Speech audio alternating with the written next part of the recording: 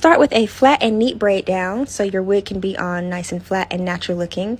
Clean the hairline off with 70% alcohol, and then use your favorite edge control to move all of the edges back and get them completely out of the way. Dry that with a blow dryer. The next step, we're going to use 𝐏𝐿𝐴 Skin Protect and protect her skin and the bald cap. Place the bald cap onto your client's head as tightly and as far down as you can without it bothering their lashes.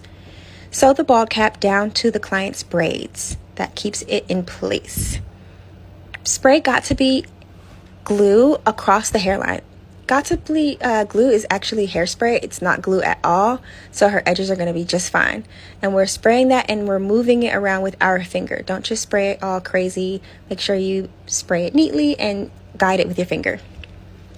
Now when you blow dry that, you got to touch it and make sure that your finger can glide across it without it getting sticky. That's how you know it's fully dry.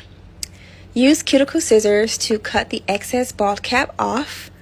This is actually really good because cuticle scissors are bended a little bit. They're sort of bowed, and it makes it easier to cut the excess bald cap off.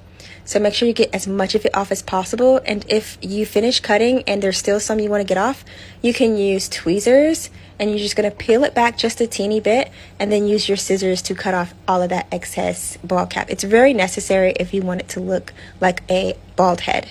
We're actually reinstalling a used wig, so the first thing I'm going to do is get my hot comb and hot comb the hairs back so that they don't get stuck in the glue, they don't interfere with anything. I'm just moving them completely out of the way. And some people use product, you can do that as well.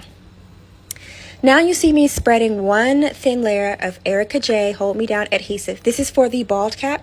This is not for the wig. We will spread 3 layers down for the wig, but right now we're just blending and melting in the bald cap.